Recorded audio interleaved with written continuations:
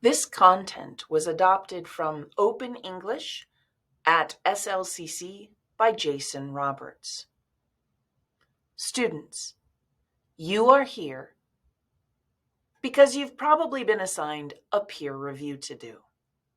As you watch this short presentation, please keep an open mind and consider what you can use in your upcoming peer reviews that will allow you to change your perspective on getting and giving criticism.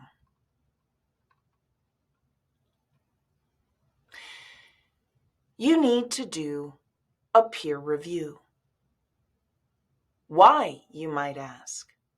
Well, as a longtime teacher of many, many students, I'm going to try and explain the benefits of a peer review and then how you can actually have a positive experience with the review process.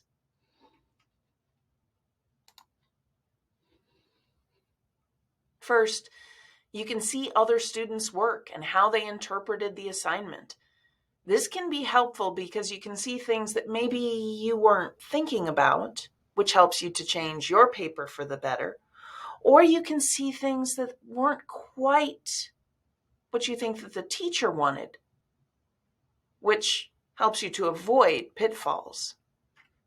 You also get the opportunity to have another person see your work, and that person doesn't have any authority to grade your work, so there's less risk involved. You can use this opportunity to find questions and get them answered. And you can learn valuable workforce skills of collaboration and learning to give effective feedback. One important point is, if you give the same feedback that you've always given before, you're going to continue to find this to get the same kind of feedback back. It won't be as good or as valuable to you. A lot of what makes any writing and learning activity better is to be prepared. So before you begin reading someone else's writing, there are a few things to understand.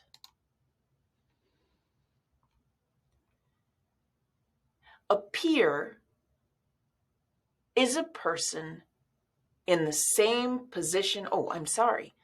Preparing for the peer review requires a couple of things. First, understanding what your position is. Second, understanding the argument. Third, understanding the person who's written the paper, the author. Fourth, understanding the situation of the text. And finally, understanding feedback itself. So let's talk about each of those things. Let's start with the position. As a peer, a peer is a person in the same power position. So in your case, a peer would be another student. You have no authority to demand that that person has to change, and they have no authority to ask you to change either. You usually have about the same amount of knowledge and abilities as the person whose paper you're going to review. You don't have any special skills that allow you to give special feedback, aside from being a person with a brain and having an opinion. Your position is only to offer suggestions and recommendations. As a student, you may feel inadequate to review another student's work. Now, if you were supposed to grade their paper, you would be correct. However, you already give evaluations on so many other things that you're not an expert in. You discuss movies, you give evaluations on restaurants, you assess professional sports teams and how they are run. The only qualifications you have in those regards is that you as a person know what you enjoy and what bores you. You know if you're confused or inspired.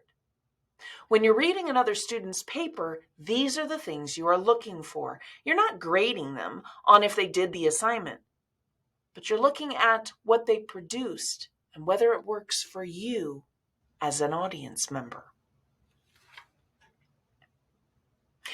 Often, we are worried about giving criticism to another person because we don't want to hurt their feelings.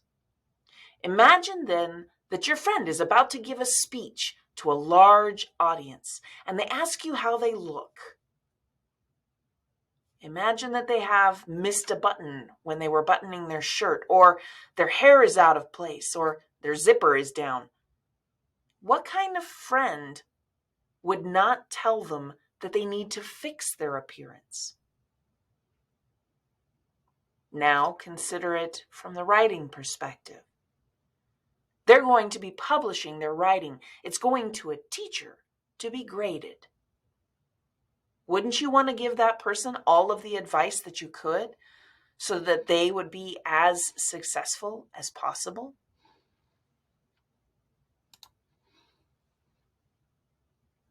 Now that you understand your position, you need to make sure that you understand the writing situation.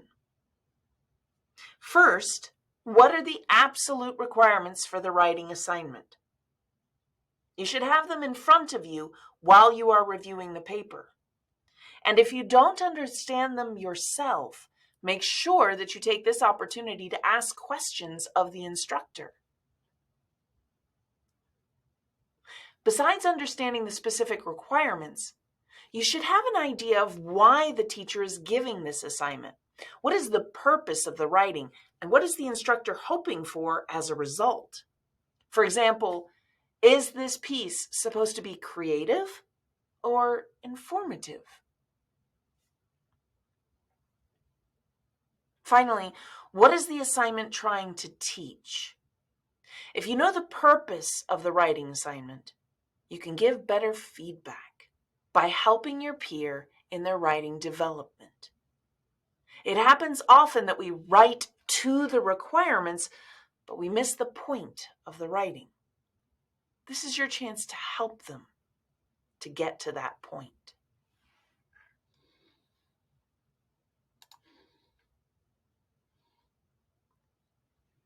It's also important to understand who it is that wrote the paper. The better you understand who the author is, the better you will understand their writing. When a person is writing, it's important to be able to hear their own style in the writing. If a person is faking a paper, or if they're using terms or copying texts, then being able to recognize their voice is going to be lost. It's much more important to make a paper more authentic and honest. Every paragraph beginning with their own words, every paragraph ending with their own words. When they use a quote or they use a copied piece of text, it should be followed by their words to show why they use that quote and how they are interpreting it to help support their text. This will bring in their opinions and their voice. Watch for that voice. It will help you understand who they are as an author.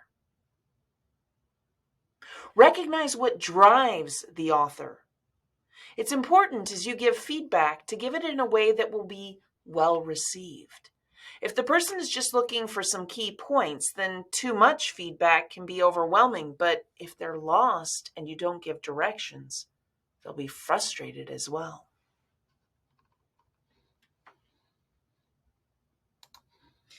Next, we're going to look at the situation. Now, I know we've discussed a lot of things that may seem like the situation of the writing, but in college, the writing situation is often different than the assignment situation.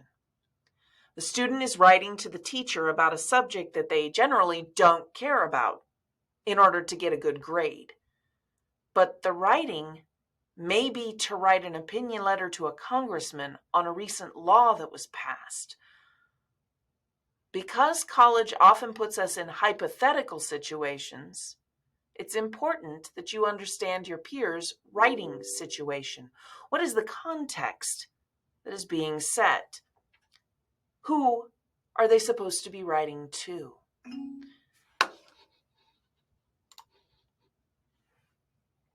So who is the writing supposed to be for? Who is their target audience? Yes, this is going to the teacher, but who is it supposed to be for? What is the purpose of the writing? Is it persuasive, informative, instructive, or entertaining? What is the writing supposed to be about? And do they stay on that topic? Do they stick to that subject? And finally, as you're reading, is it clear to you as a reader what, who, why, when, where, and how this writing is situated? Okay, I know it's a lot. It's almost too much. I'm not giving this to you as a list. These are just understandings. You have to remember that you're here to help.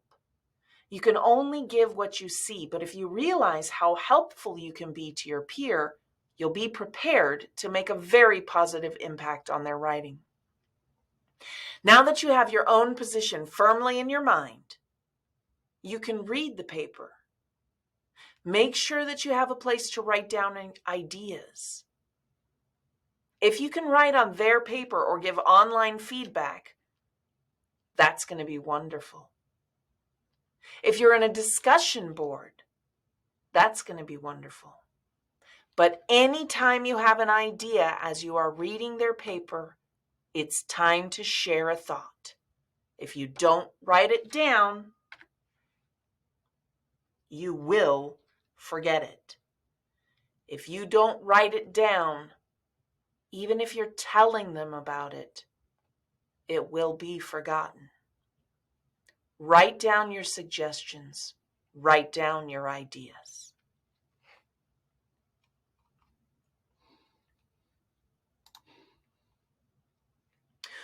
When you make comments, remember to stick with more positive and constructive comments. It's important that the person you're reviewing hears what's going well. In fact, I like to use the sandwich method. I start with a good comment. Hey, I really liked this because of these things that you've done.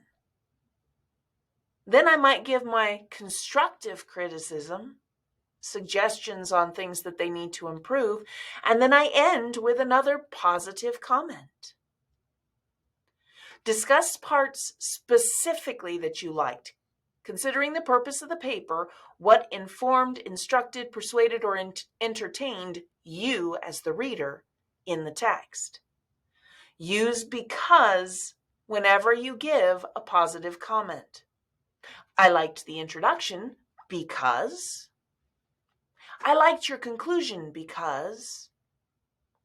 If you only say you liked something or didn't like something, it doesn't actually help the writer to know what's working and what maybe they need to continue or maybe they need to change. Constructive criticism is identifiable because it doesn't just point out what's wrong, but it gives suggestions on how it could be better. First, start by focusing on the requirements. Did they meet the requirements? If they missed something, be sure to point it out. Those are points that they will miss for sure if you don't help them. One of the fastest one that my students usually see is whether or not the students have hit MLA or APA format. If the format's missed, that's easy points to miss. Next, it's time to focus on meaning. After you know that you have covered the requirements, look at what they are saying. Is it clear what they are saying? Did they give enough evidence to support their ideas? Were there parts where you wanted to hear more? Were there parts that you still had questions about? Put those comments in to give ideas of how to revise their paper, to help them make it better. Now, something I like to explain is to look for speed bumps in writing. When you're reading something, was there something that stopped you from reading? Something that confused you or bored you or got you distracted? Pay attention to what your brain is doing. It will usually tell you when something might need to be revised. Remember that when you give feedback, you don't have to be right. You're just pointing out your thoughts and letting the author decide if they want to take your advice or not. Peer reviews can be some of the most rewarding parts of writing. Sharing with others can make us feel vulnerable, but getting feedback that encourages and directs us to be able to have a stronger paper, a stronger message, that helps us to be more confident about what we are writing and more likely to be excited when we finally turn that paper in to our teachers.